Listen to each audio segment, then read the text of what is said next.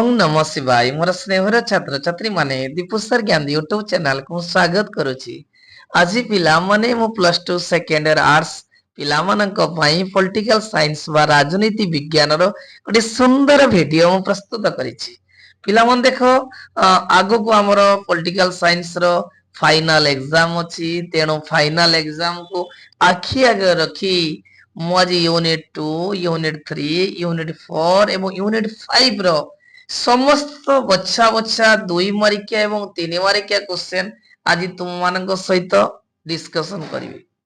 मते बहुत सारा कमेंट आस्तेला पिला मानकर जे दु सिलेक्शन 2 मार्किया और 3 मार्किया क्वेश्चन फाइनल एग्जाम पई तेणु आज फाइनल एग्जाम पई मु राजनीति विज्ञान रो 2 मार्किया 3 मार्किया क्वेश्चन नै आसी एवं तुम मानक सहित आलोचना करिवे।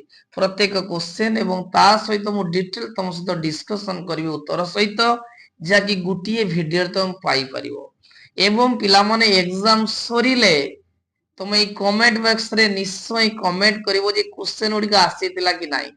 ए क्वेश्चन गुडी को निश्चय पिला मन आसीओ पूरा बछा बछा क्वेश्चन दीर्घ 12 वर्ष धरी जो क्वेश्चन गुडी को आसुची बा एग्जाम रे रिपीट होउची सेही अनुसार मु क्वेश्चन गुडी को तयारी करची निश्चय पिला मन आसीओ।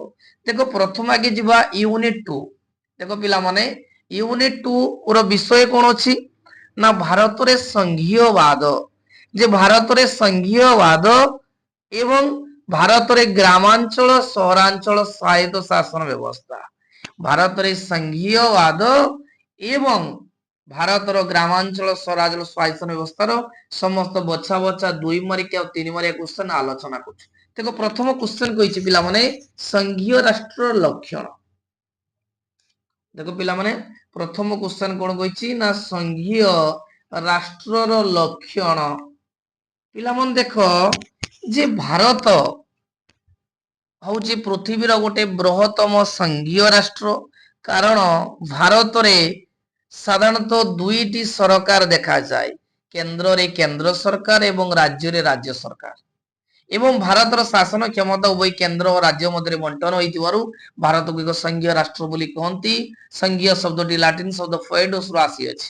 ତେଣୁ କ୍ୱେଶ୍ଚନ ଆମର କହିଛି ତାର ଲକ୍ଷଣ କଣ ଅଛି ନା ପ୍ରଥମ ପଏଣ୍ଟ ଏକ ଲିଖିତ ଏବଂ ଅନମନୀୟ संविधान द्वितीय पॉइंट दुईटी सरकार एवं क्षमतार सांवैधानिक बंटन तृतीय पॉइंट स्वाधीन और निरपेक्ष न्यायालय चतुर्थ द्विसदनीयता।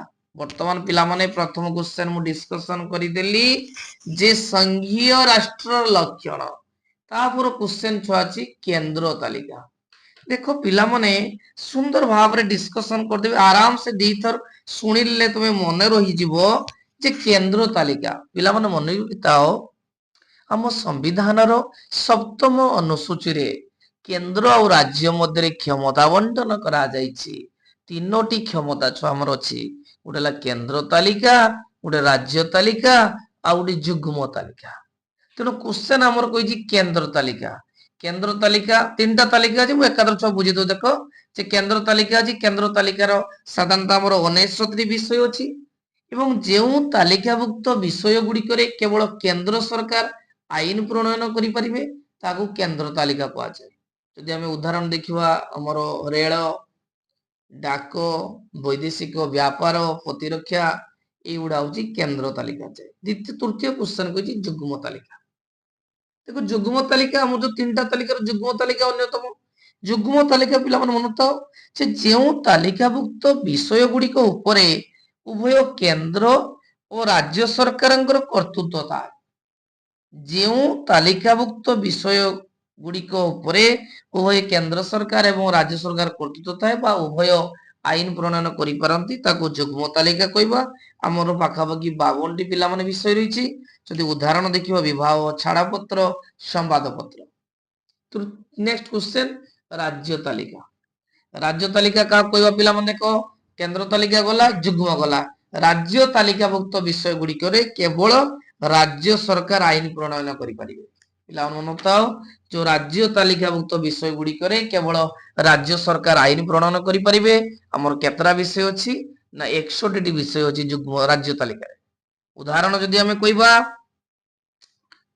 आईन श्रृंखला ସ୍ୱାୟତ୍ତ ଶାସନ, ପୋଲିସ ଏଗୁଡା ସବୁ ହଉଛି ରାଜ୍ୟ ତାହେଲେ ଅନ୍ତର୍ଭୁକ୍ତ। ପିଲାମାନେ ଦେଖ ମୁଁ ଉତ୍ତର ଗୁଡିକ ଡିସ୍କସନ କରୁ, ତମେ ଚାହିଁଲେ ବି ନୋଟ ବି କରିପାରିବ ଏବଂ ଶୁଣିଲେ ବି ତମେ ଆରାମସେ ଲେଖିପାରିବ, କିଛି ଅସୁବିଧା ନାହିଁ। ନେକ୍ସଟ କ୍ୱେଶ୍ଚନ ପିଲାମାନେ ଆମର ଅଛି ଆନ୍ତଃରାଜ୍ୟ ପରିଷଦ। ପିଲାମାନେ ମନେ ରଖିଥାଅ ଆନ୍ତଃରାଜ୍ୟ ପରିଷଦ ନା ଆମ ସମ୍ବିଧାନର 263 ଧାରା ଅନୁସାରେ, ଆମ ସମ୍ବିଧାନର 263 ଧାରା ଅନୁସାରେ ଆନ୍ତଃରାଜ୍ୟ ପରିଷଦ ବର୍ଣ୍ଣନା କରାଯାଇଛି। ତାର କଣ ଅଛି ନିୟମ ଅଛି ନା ଯଦି ରାଜ୍ୟ ରାଜ୍ୟ ମଧ୍ୟରେ ଉପୁଜିଥିବା ବିବାଦର ଅନୁସନ୍ଧାନ କରାଯିବ ଓ ସେ ସମୟରେ ପରାମର୍ଶ ଦିଆଯିବ। ଯଦି ରାଜ୍ୟ ରାଜ୍ୟ ମଧ୍ୟରେ ବିବାଦ ହେଲା ତାହେଲେ ତାକୁ କଣ କରାଯିବ, ଅନୁସନ୍ଧାନ କରାଯିବ, ତାର ପରାମର୍ଶ ଦିଆଯିବ। ଆଉ କଣ ଅଛି ନା କେନ୍ଦ୍ର ଆଉ କେତେକ ରାଜ୍ୟ, କେନ୍ଦ୍ର ସରକାର ରାଜ୍ୟ ମାନଙ୍କୁ ବିବାଦ ଦେଖାଲେ ତାର ବି ସମାଧାନ କରାଯିବ। କେନ୍ଦ୍ର ସରକାର ଏବଂ ଏକାଧିକ ରାଜ୍ୟ ସରକାର ବିବାଦ ଦେଖାଦେଲେ ତା ମଧ୍ୟ ସମାଧାନ କରାଯିବ। ଏଟା ହଉଛି ଆନ୍ତଃରାଜ୍ୟ ପରିଷଦର ଯାଏ। ନେକ୍ସଟ କ୍ୱେଶ୍ଚନ ପିଲାମାନେ ଅଛି ତାପରେ କ୍ୱେଶ୍ଚନ ଅଛି ଅର୍ଥ ଆୟୋଗର କାର୍ଯ୍ୟାବଳୀ। ନେକ୍ସଟ ପିଲାମାନେ ଯିବା ଅର୍ଥ ଆୟୋଗର କାର୍ଯ୍ୟାବଳୀ। ପିଲାମାନେ ମନେ ରଖିଥାଅ ଯୋଉ ଭାରତରେ ଯୋଉ ଅର୍ଥ ଆୟୋଗ ଅଛି, ତେଣୁ ଅର୍ଥ ଆୟୋଗ କାହା ନେତୃତ୍ୱରେ ହେଇଥାଏ ନା ରାଷ୍ଟ୍ରପତିଙ୍କ ଦ୍ୱାରା ହେଇଥାଏ ଏବଂ ଅର୍ଥ ଆୟୋଗର ମୁଖ୍ୟଙ୍କୁ ରାଷ୍ଟ୍ରପତି ନିଯୁକ୍ତ ଦେଇଥାନ୍ତି। ଯେ ଅର୍ଥ ଆୟୋଗର ମୁଖ୍ୟଙ୍କୁ ରାଷ୍ଟ୍ରପତି ନିଯୁକ୍ତ ଦେଇଥାନ୍ତି। ତାଙ୍କର କାର୍ଯ୍ୟକାଳ କେତେ ବର୍ଷ ନା ତାଙ୍କର କାର୍ଯ୍ୟକାଳ 5 ବର୍ଷ। ସମ୍ବିଧାନର 280 ଧାରାରେ ରାଷ୍ଟ୍ରପତିଙ୍କ ଦ୍ୱାରା ଅର୍ଥ ଆୟୋଗ ଗଠିତ ହୋଇଥାଏ। ପିଲାମାନେ ତ ମନେ ରହିଲା ଯେ ସମ୍ବିଧାନର 280 ଧାରାରେ କଣ ଅଛି ନା ରାଷ୍ଟ୍ରପତିଙ୍କ ଦ୍ୱାରା ପ୍ରତି 5 ବର୍ଷରେ ଥରେ ରାଷ୍ଟ୍ରପତି ଅର୍ଥ ଆୟୋଗ ନିଯୁକ୍ତ ହୋଇଥାଏ ଏବଂ ଏହି ଅର୍ଥ ଆୟୋଗ କଣ କରନ୍ତି ନା କେନ୍ଦ୍ର ରାଜ୍ୟର ଆର୍ଥିକ ସମ୍ପର୍କର ସମୀକ୍ଷା କରିବେ, ରାଜସ୍ୱ ତଥା ଅନୁଦାନର ବଣ୍ଟନ ନୀତି ନିର୍ଦ୍ଧାରଣ କରିବେ। ତାପରେ ଆସିଗଲା ପିଲାମାନେ ପଲ୍ଲୀ ସଭା। ଏବେ ଆଲୋଚନା କରିବା ପିଲାମାନେ ପଲ୍ଲୀ ସଭା। ପିଲାମାନେ ଦେଖ ଆମର ଏ ଯୋଉ ଗ୍ରାମାଞ୍ଚଳ ସହରାଞ୍ଚଳ ଯୋଉ ସ୍ୱାୟତ୍ତ ଶାସନ ବ୍ୟବସ୍ଥା ରହିଛି, ଗ୍ରାମାଞ୍ଚଳ ସହରାଞ୍ଚଳ ତାହେଲେ 73ତମ ସମ୍ବିଧାନ ଅନୁସାରେ ଗ୍ରାମାଞ୍ଚଳ ସ୍ୱାୟତ୍ତ ଶାସନ ବ୍ୟବସ୍ଥା ରହିଛି। ତାର 3ଟା ଅଙ୍ଗ ଅଛି। କଣ କଣ ଅଛି ଗ୍ରାମାଞ୍ଚଳ ମାନଙ୍କରେ? ପ୍ରଥମ ହେଲା ଗ୍ରାମ ପଞ୍ଚାୟତ, ତାପରେ ପଞ୍ଚାୟତ ସମିତି, ତାପରେ ଜିଲ୍ଲା ପରିଷଦ। ସେମିତିକା ସହରାଞ୍ଚଳ ସ୍ୱାୟତ୍ତ ଶାସନ ବ୍ୟବସ୍ଥାରେ 74ତମ ସମ୍ବିଧାନ ଅନୁସାରେ 3ଟି ସ୍ତର ରହିଛି। ପ୍ରଥମ ହେଲା ବିଜ୍ଞାପିତ ଅଞ୍ଚଳ ପରିଷଦ, ତାପରେ ହେଲା ମ୍ୟୁନିସିପାଲିଟି, ତାପରେ ମହାନଗର ନିଗମ। ଏଇ ଛୁଆ ଯୋଉ ପଲ୍ଲୀ ସଭାଟା ଅଛି ଏଟା ଗ୍ରାମ ପଞ୍ଚାୟତରେ ଥାଏ। ସେ କେତେ ଗୁଡିଏ ଗ୍ରାମକୁ ନେଇ ଗ୍ରାମ ପଞ୍ଚାୟତ ଗଠିତ ହୋଇଥାଏ। ଗ୍ରାମ ପଞ୍ଚାୟତର ଆଇନ ଅନୁସାରେ ପ୍ରତ୍ୟେକ ରାଜସ୍ୱ ଗ୍ରାମର ସାବଳକ ଭୋଟଦାତାଙ୍କୁ ନେଇ ଯୋଉ ଗଠିତ ସଭା ହୋଇଥାଏ ତାକୁ ଆମେ କହିବା ପଲ୍ଲୀ ସଭା। ଆଉ ଥରେ ପିଲାମାନଙ୍କୁ ଦେଖ, ଯୋଉ ଗ୍ରାମ ପଞ୍ଚାୟତର ଆଇନ ଅନୁସାରେ ପ୍ରତ୍ୟେକ ରାଜସ୍ୱ ଗ୍ରାମର ସାବଳକକୁ ନେଇ ଯୋଉ ଗଠିତ ସଭା ହୁଏ ତାକୁ ପଲ୍ଲୀ ସଭା କହିବା। ଏବଂ ଗ୍ରାମର ବରିଷ୍ଠ ୱାର୍ଡ ସଭ୍ୟଙ୍କ ଅଧ୍ୟକ୍ଷତାରେ ଏହି ସଭା ପ୍ରତିବର୍ଷ ଫେବୃଆରୀ ମାସ ପ୍ରଥମ ସପ୍ତାହରେ ବସିଥାଏ। ତାପରେ ଯିବା ଦେଖ ଗ୍ରାମ ସଭା। ଗ୍ରାମ ସଭା ମାନେ ଦେଖ ପିଲାମାନେ ଦେଖ ପ୍ରତ୍ୟେକ ଗ୍ରାମ ପଞ୍ଚାୟତର ସମସ୍ତ ନାଗରିକ ମାନଙ୍କୁ ନେଇ ଯୋଉ ଗଠିତ ସଭା ହୋଇଥାଏ ତାକୁ ଗ୍ରାମ ସଭା କହିବା। ସରପଞ୍ଚଙ୍କ ଅଧ୍ୟକ୍ଷତାରେ ଅନୁଷ୍ଠିତ ଏହି ସଭା ଗ୍ରାମ ପଞ୍ଚାୟତର ସମସ୍ତ ଉନ୍ନତିମୂଳକ କାର୍ଯ୍ୟକୁ ଅନୁମୋଦନ କରିଥାଏ। ଏବେ ଯିବା 73 64 ସମ୍ବିଧାନ। ଏବେ ଛୁଆ କହିଲି ଯେ 73ତମ ସମ୍ବିଧାନ ଅନୁସାରେ ଗ୍ରାମାଞ୍ଚଳ ସ୍ୱାୟତ୍ତ ଶାସନ ବିଷୟରେ ବର୍ଣ୍ଣନା କରାଯାଇଛି। ସେଠି 3ଟି ସ୍ତର ଅଛି। ପ୍ରଥମ ସ୍ତର ହେଲା ଗ୍ରାମ ପଞ୍ଚାୟତ, ମଧ୍ୟମ ସ୍ତର ହେଲା ପଞ୍ଚାୟତ ସମିତି ଏବଂ ଶୀର୍ଷ ସ୍ତର ହଉଛି ଜିଲ୍ଲା ପରିଷଦ। ସେପରି 74ତମ ସମ୍ବିଧାନ ସଂଶୋଧନ ଆଇନ ସହରାଞ୍ଚଳ ସ୍ୱାୟତ୍ତ ଶାସନ ବିଷୟରେ ବର୍ଣ୍ଣନା କରିଛି ଏବଂ ତାର 3ଟି ସ୍ତର ଅଛି। ଗୋଟେ ବିଜ୍ଞାପିତ ଅଞ୍ଚଳ ପରିଷଦ, ଗୋଟେ ଆମର ହେଲା ମ୍ୟୁନିସିପାଲିଟି ବା ପୌରପାଳିକା, ତାପରେ ହେଲା ମହାନଗର ନିଗମ। ଏବେ ପିଲାମାନେ ଯିବା ଆମେ ସ୍ୱାୟତ୍ତ ଶାସନର ଲକ୍ଷ୍ୟ। ଯେ ସ୍ୱାୟତ୍ତ ଶାସନର ଲକ୍ଷ୍ୟ, ସ୍ୱାୟତ୍ତ ଶାସନ ଛୁଆ କାହା କହିବା ନା ଯେତେବେଳେ ଦେଶର ଜନସାଧାରଣ ନିଜେ ନିଜକୁ ଶାସନ କରିବେ ତାହା କୁହନ୍ତି ସ୍ୱାୟତ୍ତ ଶାସନ ବା ନିଜ ଦ୍ୱାରା ଶାସନ ହଉଥିବା କାର୍ଯ୍ୟକୁ କୁହନ୍ତି ସ୍ୱାୟତ୍ତ ଶାସନ। ପିଲାମାନେ ଦେଖ ଯୋଉ ସ୍ୱାୟତ୍ତ ଶାସନର ଲକ୍ଷ୍ୟ କଣ ହଉଛି ନା ଶାସନ ଆଉ କ୍ଷମତାର ବିକେନ୍ଦ୍ରୀକରଣ ହବ। ଯେ ସ୍ୱାୟତ୍ତ ଶାସନ ଦ୍ଵାରା ଶାସନର ବିକେନ୍ଦ୍ରୀକରଣ ହବ। ଦେଖ ପିଲାମାନେ ଦେଖ ପ୍ରଧାନମନ୍ତ୍ରୀଙ୍କ ଇନ୍ଦିରା ଆବାସ ଯୋଜନା। ପ୍ରଧାନମନ୍ତ୍ରୀ ଇନ୍ଦିରା ଆବାସ ଯୋଜନା ଆମର ନୂଆଦିଲ୍ଲୀ ପାର୍ଲିଆମେଣ୍ଟରେ ଗୃହୀତ ହୋଇଛି ଏତେ କୋଟି ଟଙ୍କା ଯେ ସାଂକ୍ସନ ହେଲା। ତେଣୁ ପାର୍ଲିଆମେଣ୍ଟ ସିନା ଗୃହୀତ ହେଲା କିନ୍ତୁ ଗ୍ରାମାଞ୍ଚଳ ଲୋକମାନେ କିପରି ପାଇବେ? ସାଧାରଣତଃ ସ୍ୱାୟତ୍ତ ଶାସନ ମାଧ୍ୟମରେ ପ୍ରତ୍ୟେକ ଗ୍ରାମ ପଞ୍ଚାୟତ ଯୋଉ ଗଠନ କରାଯାଇଛି, ଗ୍ରାମ ପଞ୍ଚାୟତ ସରପଞ୍ଚ ରହିଲେ, ତାପରେ ପ୍ରତ୍ୟେକ ଗାଁ ରହିଲା, ଗାଁର ୱାର୍ଡ ରହିଲା, ୱାର୍ଡ ମେମ୍ବର ରହିଲେ। ତେଣୁ ସ୍ୱାୟତ୍ତ ଶାସନ ଦ୍ଵାରା କଣ ହେଇଥାଏ ନା କ୍ଷମତାର ବିକେନ୍ଦ୍ରୀକରଣ ହେଇଥାଏ, ଯାହା ଦ୍ୱାରା କି ପ୍ରଧାନମନ୍ତ୍ରୀଙ୍କ ଆସୁଥିବା ଇନ୍ଦିରା ଆବାସଟି ଗ୍ରାମାଞ୍ଚଳର ବା ପ୍ରତ୍ୟେକ ୱାର୍ଡର ଲୋକମାନେ ପାଇପାରନ୍ତି। ଦ୍ୱିତୀୟ କଣ ଅଛି, ଆଉ କଣ ଲକ୍ଷ୍ୟ ରହିଛି ନା এই ସ୍ୱାୟତ୍ତ ଶାସନ ସଂସ୍ଥା ଗୁଡିକ କେନ୍ଦ୍ର ଓ ରାଜ୍ୟ ସରକାରଙ୍କୁ ଅନେକ ବଡ ବଡ ଦାୟିତ୍ୱରୁ ମୁକ୍ତ କରେ, ବିଶେଷ କରି ଆଞ୍ଚଳିକ ସମସ୍ୟା ଗୁଡିକର ସମାଧାନ ମଧ୍ୟ କରିଥାଏ। ତା ସହିତ ଜନସାଧାରଣଙ୍କୁ ରାଜନୈତିକ ମଧ୍ୟ ଚେତନା ସୃଷ୍ଟି କରିଥାଏ। ତାପରେ ପିଲାମାନେ ଯିବା ଦେଖ ଅଛି ବିଡିଓ। ଦେଖ ପିଲାମାନେ ବିଡିଓ କାହାକୁ କହିବା? ଦେଖ ପିଲାମାନେ ମୁଁ ବୁଝେଇଲି ବର୍ତ୍ତମାନ ଆମର ଯୋଉ ଗ୍ରାମାଞ୍ଚଳ ଯୋଉ ସ୍ୱାୟତ୍ତ ଶାସନ ଅଛି ତାର ଗୋଟେ ମଝି ସ୍ତର ଅଛି, ତାକୁ କହନ୍ତି ପଞ୍ଚାୟତ ସମିତି। ପଞ୍ଚାୟତ ସମିତି ବା ତାକୁ ବ୍ଲକ କହିବା। ବ୍ଲକରେ ସରକାର କଣ କରନ୍ତି, ଜଣେ ସରକାରୀ କର୍ମଚାରୀ ବା କାର୍ଯ୍ୟନିର୍ବାହୀ ଅଧିକାରୀ ବା ବିଡିଓଙ୍କୁ ନିଯୁକ୍ତି କରିଥାନ୍ତି। ଯେ ଗୋଷ୍ଠୀ ଉନ୍ନୟନ ଅଧିକାରୀ ପଞ୍ଚାୟତ ସମିତିର ମୁଖ୍ୟ କାର୍ଯ୍ୟନିର୍ବାହୀ ଅଧିକାରୀ ଅଟନ୍ତି। ସେ ପଞ୍ଚାୟତ ସମିତିର ସମ୍ପାଦକ ରୂପେ କାର୍ଯ୍ୟ କରନ୍ତି ଏବଂ ପଞ୍ଚାୟତ ସମିତି ବୈଠକରେ ନିଆଯାଇଥିବା ନିଷ୍ପତ୍ତିକୁ କାର୍ଯ୍ୟକାରୀ କରନ୍ତି। ଏବେ ଯିବା ମେୟର। ପିଲାମାନେ ଦେଖ ସହରାଞ୍ଚଳ ସ୍ୱାୟତ୍ତ ବ୍ୟବସ୍ଥାର ସର୍ବୋଚ୍ଚ ସ୍ତରକୁ କୁହନ୍ତି କଣ? ମହାନଗର ନିଗମ। ଏଇ ମହାନଗର ନିଗମର ମୁଖ୍ୟ କିଏ? ମେୟର। ମେୟର ପିଲାମାନେ କାହା ଦ୍ୱାରା ନିଯୁକ୍ତି ହେବେ ନା ଯୋଉ ପ୍ରତ୍ୟେକ ଯୋଉ ୱାର୍ଡରେ ଯୋଉ କାଉନସିଲର ମାନେ ନିଯୁକ୍ତି ହୋଇଥାନ୍ତି, ସେମାନେ ସେମାନଙ୍କ ମଧ୍ୟରୁ ଜଣକୁ ମେୟର ରୂପେ ବାଛିଥାନ୍ତି। ଆଉ ମେୟର ସାଧାରଣତଃ ସହର ମାନଙ୍କର ସମସ୍ତ ଉନ୍ନତି ମୂଳକ କାର୍ଯ୍ୟ କରିଥାନ୍ତି। ତା ସହିତ ସରକାରଙ୍କ ଠାରୁ ଆସୁଥିବା ଅନୁଦାନକୁ ଠିକ ଭାବରେ ମଧ୍ୟ ଖର୍ଚ୍ଚ କରିଥାନ୍ତି। ନେକ୍ସଟ ପିଲାମାନେ ଯିବା କ୍ୱେଶ୍ଚନ ଦେଇଛି ଜିଲ୍ଲା ପରିଷଦ। ପିଲାମାନେ ମନେ ଥାଉ ଯୋଉ ଗ୍ରାମାଞ୍ଚଳ ଯୋଉ ସହର ଗ୍ରାମାଞ୍ଚଳ ଯୋଉ ସ୍ୱାୟତ୍ତ ଶାସନ ବ୍ୟବସ୍ଥା ଅଛି ତାର ସର୍ବୋଚ୍ଚ ସ୍ତରକୁ କୁହନ୍ତି ଜିଲ୍ଲା ପରିଷଦ। ଏବଂ ସାଧାରଣତଃ କେତେ ଗୁଡିଏ ଜିଲ୍ଲା ପରିଷଦ ଜୋନ ଥାଏ ଏବଂ ଜିଲ୍ଲା ପରିଷଦ ଜୋନରୁ ପ୍ରତ୍ୟେକ ସଭ୍ୟମାନେ ଲୋକମାନଙ୍କ ଦ୍ୱାରା ସିଧାସଳଖ ନିର୍ବାଚିତ ହୋଇଥାନ୍ତି ଏବଂ ସେମାନେ ସେମାନଙ୍କ ମଧ୍ୟରୁ ଜିଲ୍ଲା ପରିଷଦ ଜଣେ ଅଧ୍ୟକ୍ଷକୁ ବାଛିଥାନ୍ତି, ଯିଏକି ଜିଲ୍ଲା ପରିଷଦର ମୁଖ୍ୟ ହୋଇଥାନ୍ତି। ଏବଂ ସାଧାରଣତଃ ଆମର 30ଟି ଜିଲ୍ଲା ପରିଷଦ ଅଧ୍ୟକ୍ଷ ରହିଛନ୍ତି। ନେକ୍ସଟ ପିଲାମାନେ ଅଛି ପଞ୍ଚାୟତ ସମିତି। କେତେ ଗୁଡିଏ ଗ୍ରାମ ପଞ୍ଚାୟତକୁ ନେଇ ପଞ୍ଚାୟତ ସମିତି ଗଠିତ ହୋଇଥାଏ ଏବଂ ପଞ୍ଚାୟତ ସମିତିର ମୁଖ୍ୟ ହେଲେ ଚେୟାରମ୍ୟାନ, ଯିଏକି ପ୍ରତି ଗ୍ରାମ ପଞ୍ଚାୟତରେ ନିର୍ବାଚିତ ହୋଇଥିବା ସମିତି ସଭ୍ୟ ଏବଂ ସଭ୍ୟାଙ୍କ ଦ୍ୱାରା ନିର୍ବାଚିତ ହୁଅନ୍ତି। ପ୍ରତ୍ୟେକ ମନଥାଉ ଗ୍ରାମ ପଞ୍ଚାୟତରେ ଗୋଟେ ସମିତି ସଭ୍ୟକୁ ଭୋଟ ଦିଆଯାଇଥାଏ ଏବଂ ପ୍ରତ୍ୟେକ ଗ୍ରାମ ପଞ୍ଚାୟତର ଯୋଉ ସମିତି ସଭ୍ୟ ମାନେ ଜିତନ୍ତି ସେମାନେ ତାଙ୍କ ଭିତରୁ ଜଣକୁ ଜିଲ୍ଲା ପରିଷଦ ବା ପଞ୍ଚାୟତ ସମିତିର ଅଧ୍ୟକ୍ଷ ରୂପେ ନିର୍ବାଚିତ କରନ୍ତି। ନେକ୍ସଟ ହେଲା ନଗରପାଳିକା ବା ଆମେ ତାକୁ କହିପାରିବା ପୌରପାଳିକା। ଦେଖ ପିଲାମାନେ ଯେ ନଗରପାଳିକା ବା ପୌରପାଳିକା ଏଟା ହଉଛି ସହରାଞ୍ଚଳ ସ୍ୱାୟତ୍ତ ଶାସନର ମଧ୍ୟମ ସ୍ତର। ସାଧାରଣତଃ ପ୍ରଥମ ସ୍ତର ହେଲା ଏନଏସି ବା ବିଜ୍ଞାପିତ ଅଞ୍ଚଳ ପରିଷଦ। ସାଧାରଣତଃ ଛୋଟ ଛୋଟ ସହର ମାନଙ୍କରେ ବିଜ୍ଞାପିତ ଅଞ୍ଚଳ ପରିଷଦ ଦେଖାଯାଏ ଏବଂ ତାର ମୁଖ୍ୟ ବା ଅଟନ୍ତି ଚେୟାରମ୍ୟାନ। କାରଣ ଛୋଟ ଛୋଟ ସହରକୁ କେତୋଟି ୱାର୍ଡରେ ବିଭକ୍ତ କରାଯାଇଥାଏ। ପ୍ରତ୍ୟେକ ୱାର୍ଡରୁ କାଉନସିଲର ମାନେ ଜିତିଥାନ୍ତି ଏବଂ କାଉନସିଲର ମାନେ ତାଙ୍କ ମଧ୍ୟରୁ ଜଣକୁ ଚେୟାରମ୍ୟାନ ବାଛନ୍ତି। ଏଟା ହେଲା ବିଜ୍ଞାପିତ ଅଞ୍ଚଳ ପରିଷଦ।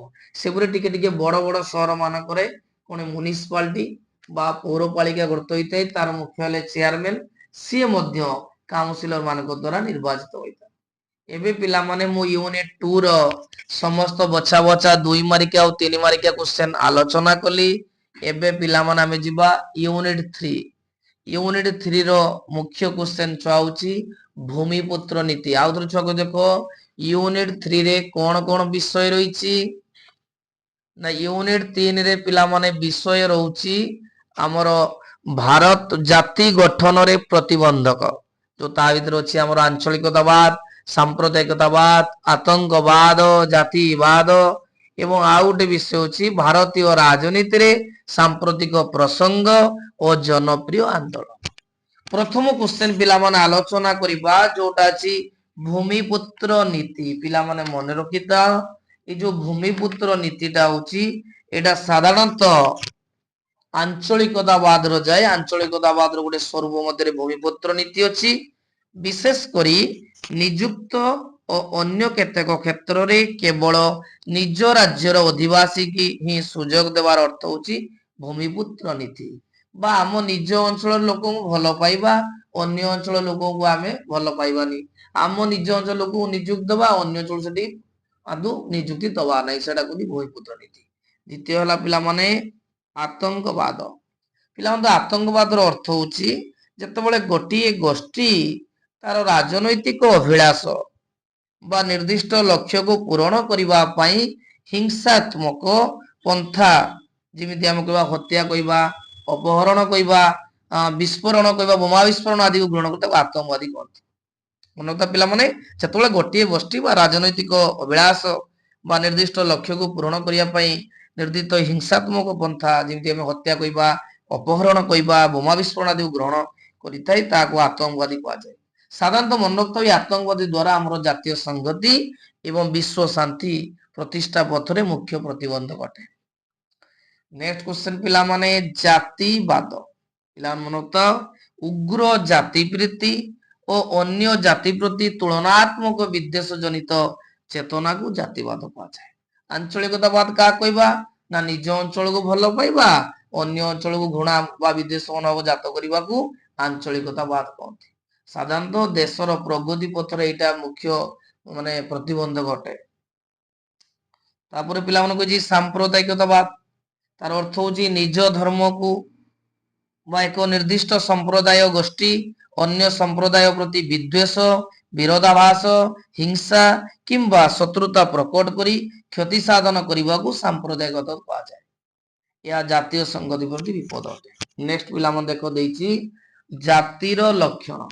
ପିଲାମାନେ ଦେଖ ଜାତି ଶବ୍ଦଟି ଲାଟିନ ଶବ୍ଦ ନେସିଓରୁ ଆସିଅଛି ଏବଂ ଜାତିର ଲକ୍ଷଣର ପ୍ରଥମ ପଏଣ୍ଟ ହଉଛି ଏହା ଏକ ଜନ୍ମଗତ ଏବଂ ଅପରିବର୍ତ୍ତନୀୟ। ଏହା ଏକ ଜନ୍ମଗତ ଓ ଅପରିବର୍ତ୍ତନୀୟ। ଦ୍ୱିତୀୟ କ୍ୱେଶ୍ଚନ ଏହା ପଦାନୁକ୍ରମିକ। ତୃତୀୟ କ୍ୱେଶ୍ଚନ ସୁବର୍ଣ୍ଣ ବିବାହ। ଚତୁର୍ଥ ପଏଣ୍ଟ ପ୍ରତ୍ୟେକ ଜାତିର ଗୋଟିଏ କୌଳିକ ବୃତ୍ତି ରହିଛି। ପଞ୍ଚମ ପ୍ରତ୍ୟେକ ଜାତିର ଜାତି ସଂଗଠନ ବା ଜାତି ସମାଜ ରହିଛି। ନେକ୍ସଟ ପିଲାମାନେ ଦେଖ ବିସ୍ଥାପନ। ବିସ୍ଥାପନ ଛୁଆ ଦେଖ ବହୁତ ସିମ୍ପଲ କ୍ୱେଶ୍ଚନ। ବିସ୍ଥାପନ ଅର୍ଥ ଦେଖ ଯଦି ସପୋଜ ଆମ ଅଞ୍ଚଳରେ ଗୋଟେ ନୂଆ କଳକାରଖାନା କରାଯିବ କିମ୍ବା ଗୋଟେ ନଦୀବନ୍ଧ ଯୋଜନା କରାଯିବ, ତାହେଲେ କଣ ହବ ନା ପାଖ ଯୋଉ ଲୋକମାନେ ଥିବେ ସେମାନଙ୍କୁ ସେ ସ୍ଥାନ ଛାଡି ଅନ୍ୟ ସ୍ଥାନକୁ ଯିବା ପାଇଁ ପଡିବ। ସେଇଟାକୁ କୁହନ୍ତି ପିଲାମାନେ କଣ ନା ବିସ୍ଥାପନ। ଦେଖ ପିଲାମାନେ ଭଲିକି ବୁଝି ଦଉ। ଦେଖ ମୁଁ କହିଲି ଜଷ୍ଟ ମୁଁ ଜିଷ୍ଟ ବୁଝେଇଲି। ଦେଖ ବିସ୍ଥାପନର ଅର୍ଥ ହଉଛି ଯେ ଦେଶର ରାଜନୈତିକ ବିକାଶ ପାଇଁ ବିଭିନ୍ନ ନଦୀବନ୍ଧ ଯୋଜନା ଏବଂ ଶିଳ୍ପ କାରଖାନା ପ୍ରତିଷ୍ଠା କରାଯାଇଥାଏ। ଏହି ନଦୀବନ୍ଧ ଯୋଜନା ଏବଂ ଶିଳ୍ପ କାରଖାନାରେ କାର୍ଯ୍ୟ କରିବା ପାଇଁ ଗୋଟିଏ ସ୍ଥାନରେ ସ୍ଥାୟୀ ଭାବେ ବସବାସ କରୁଥିବା ଅଧିବାସୀଙ୍କୁ ବାସ୍ୟୁଚ୍ୟୁତ କରାଯାଇ ଅନ୍ୟ ଏକ ସ୍ଥାନରେ ଥଇଥାନ କରିବା ପ୍ରକ୍ରିୟାକୁ ବିସ୍ଥାପନ କୁହାଯାଏ। ପିଲାମାନେ ଦେଖ ଏଇ କ୍ୱେଶ୍ଚନ ଗୁଡିକ ଆଜି ମୁଁ କହିଦେବି। କ୍ୱେଶ୍ଚନ ଗୁଡିକର ଉତ୍ତର ମୋ ପରବର୍ତ୍ତୀ ଭିଡିଓରେ ମୁଁ A to Z ଭିଡିଓ ଦେଇ ଆଉ ଥରେ ଡିସ୍କସନ କରିଦେବି। ନେକ୍ସଟ ପିଲାମାନେ କହିଛି ଯେ ପରିବେଶ ଆନ୍ଦୋଳନର ଲକ୍ଷ୍ୟ। ପିଲାମାନେ ଦେଖ ପରିବେଶ କାହା କହିବା ଆମ ଚତୁଃପାର୍ଶ୍ୱରେ ରହିଥିବା ସମସ୍ତ ସଜୀବ ଏବଂ ଅଜୈବିକ ଉପାଦାନ ସମଷ୍ଟି କୁହନ୍ତି ପରିବେଶ। ତେଣୁ ପରିବେଶର କ୍ୱେଶ୍ଚନ କହିଛି ଯେ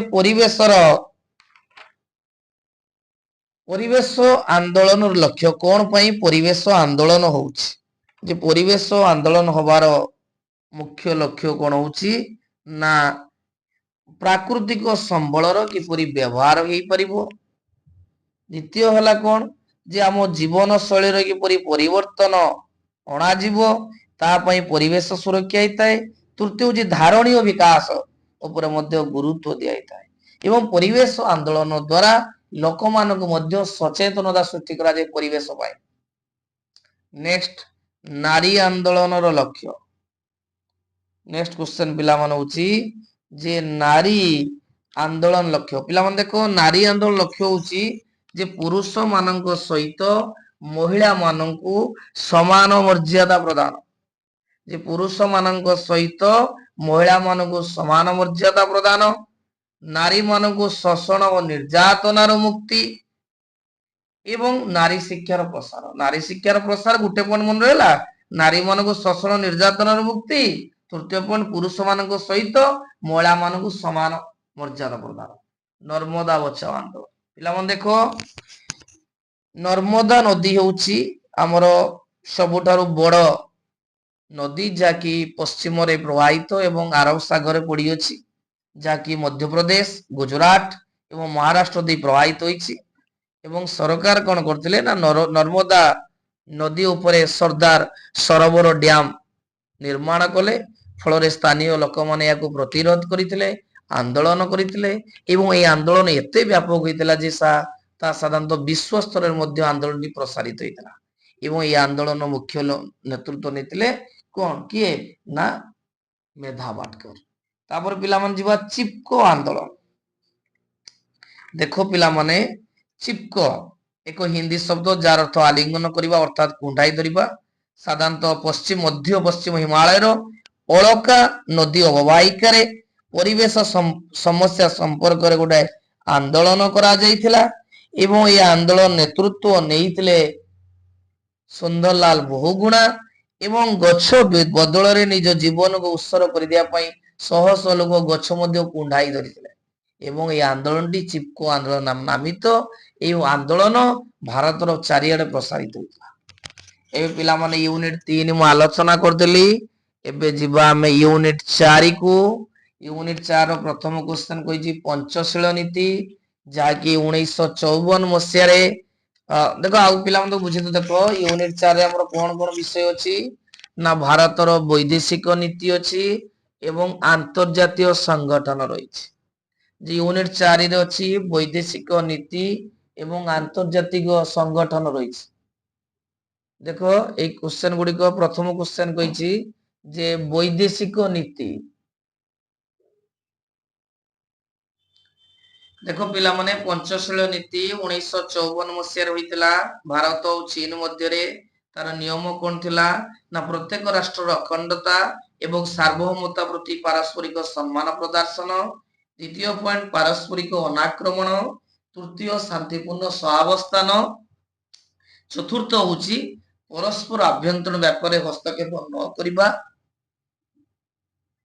ଲାଷ୍ଟ ପଏଣ୍ଟ ହଉଛି ସମାନତା ଓ ପାରସ୍ପରିକ ସୁବିଧା ହାସଲ।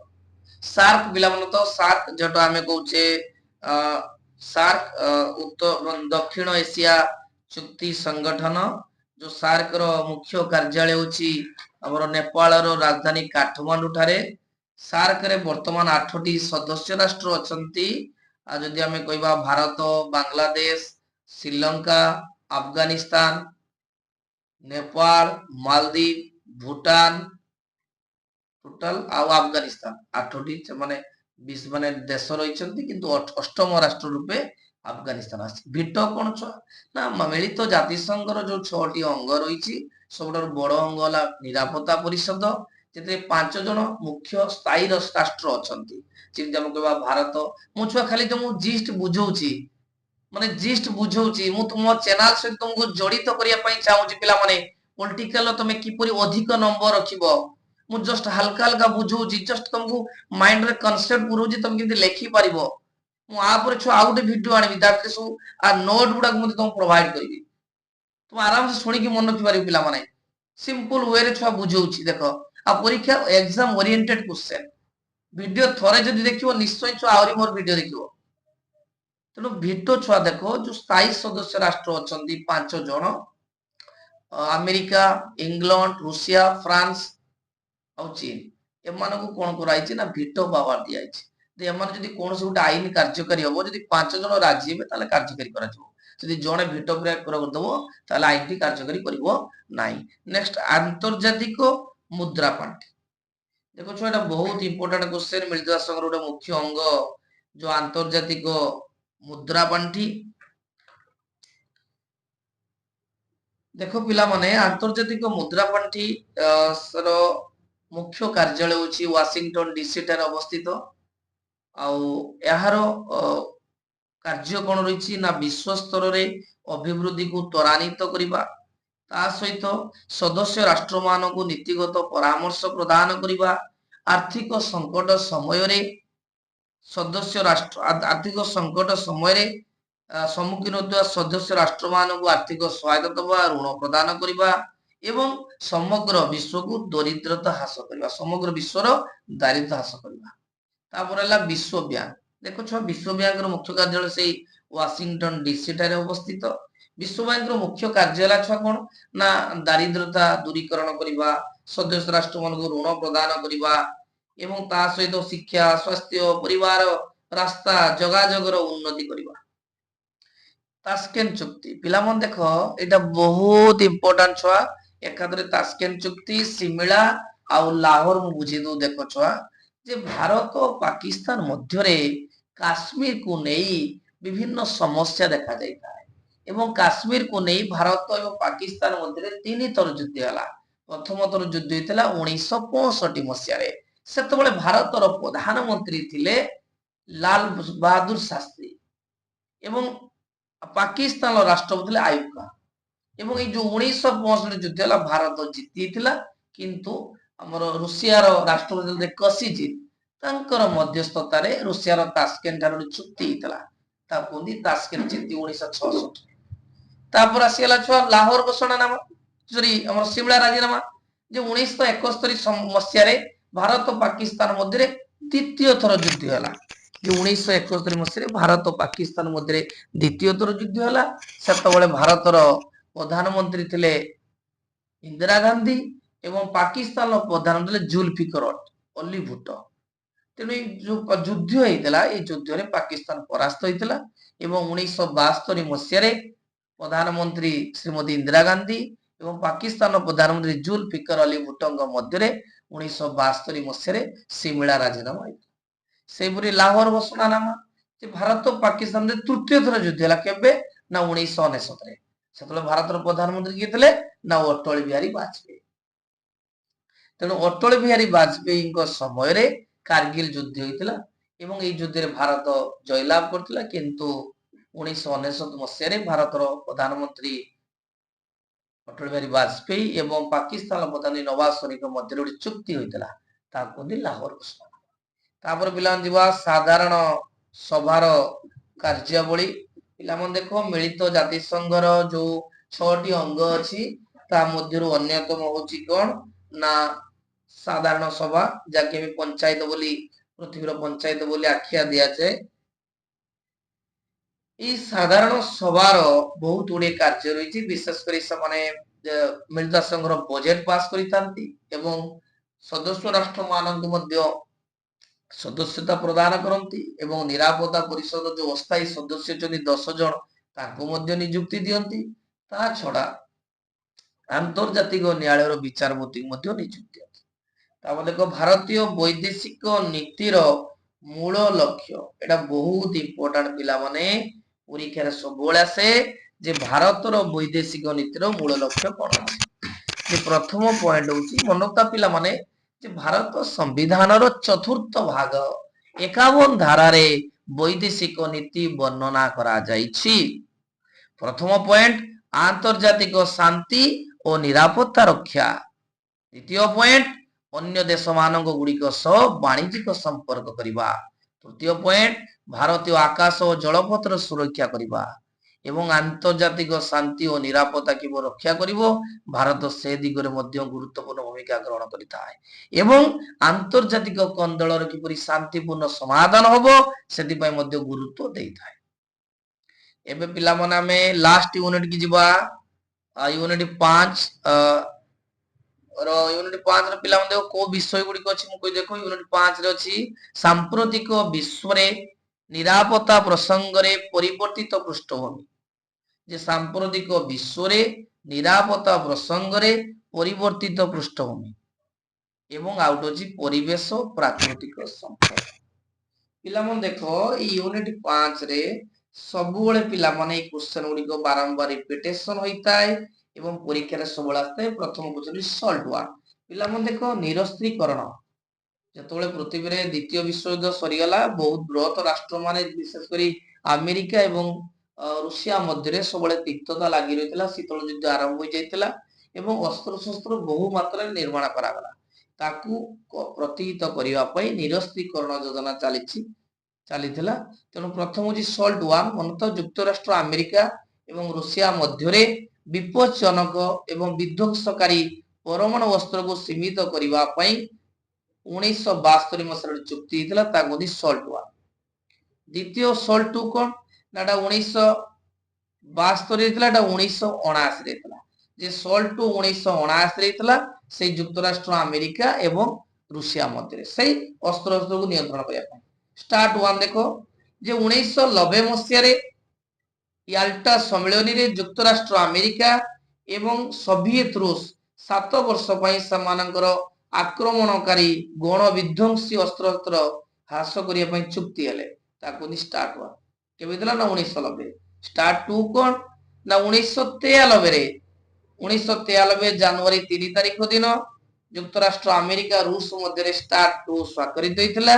ଏହି ସନ୍ଧି ଅନୁସାରେ ଯୁକ୍ତରାଷ୍ଟ୍ର ଆମେରିକା ତାର ପରମାଣୁ ଶସ୍ତ୍ର ଭଣ୍ଡାରକୁ 1960 ମସିହା ତିଥିକୁ ଫେରାଇ ନେବାକୁ ସହମତି ହୋଇଥିଲା। ଏବେ ନେକ୍ସଟ କ୍ୱେଶ୍ଚନ ପିଲାମାନେ ଅଛି ମାନବିକ ନିରାପତ୍ତା କାହାକୁ କହିବା? ଏଇଟା ପରୀକ୍ଷାର ସବୁବେଳେ ଆସେ। ମାନବିକ ନିରାପତ୍ତାର ଅର୍ଥ ହେଉଛି ଯେ ବିଶ୍ୱର ସମସ୍ତ ଜନସାଧାରଣଙ୍କୁ ଭୋକ, ରୋଗ ବ୍ୟାଧି ଓ ଦମନରୁ ରକ୍ଷା କରିବା ପାଇଁ। ଯଦି ଲୋକମାନେ ବାସ କରୁଛନ୍ତି, ମାନବମାନେ ବାସ କରୁଛନ୍ତି, ସେମାନଙ୍କୁ ଭୋକ, ରୋଗ ବ୍ୟାଧି ଓ ଦମନକୁ ରକ୍ଷା କରିବାକୁ ମାନବିକ ନିରାପତ୍ତା କୁହାଯାଏ। ନେକ୍ସଟ ହେଲା ନବୀକରଣ ଯୋଗ୍ୟ ପ୍ରାକୃତିକ ସମ୍ପଦ। ନିରସ୍ତ୍ରୀକରଣ ଅଛି, ନିରସ୍ତ୍ରୀକରଣ ଛାଡି ଦେଇଗଲି। ନିରସ୍ତ୍ରୀକରଣ ହଉଛି ବହୁତ ଇଜି କ୍ୱେଶ୍ଚନ ଏବଂ ପରୀକ୍ଷାରେ ଛୁଆ ସବୁବେଳେ ଏଇ ନିରସ୍ତ୍ରୀକରଣରୁ ଆସିଥାଏ। ଆମେ ଅସ୍ତ୍ର ଧରିଲେ ଅସ୍ତ୍ର ଧରିଛେ, ଯଦି ଅସ୍ତ୍ର ଛାଡିଦବା ତାକୁ ନିରସ୍ତ୍ରୀକରଣ।